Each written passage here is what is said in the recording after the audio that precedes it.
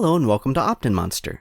In this video, I'll show you how to delete an image from your OptinMonster image library. But first, if you haven't done so already, be sure to hit that subscribe button and notification bell. Now, let's get started. A quick note, use the delete option with caution. This action is permanent and deleted images cannot be recovered under any circumstance. Once you've determined you no longer need an image saved in your account, find and edit any campaign in your account that contains an image block. Next, select the image in the campaign, and in the left panel, select the Change Image icon to open the image library.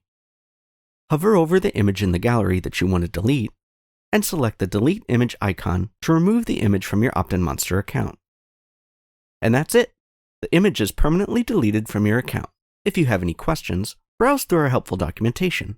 Or for further assistance, you can submit a support ticket and we'd be happy to help.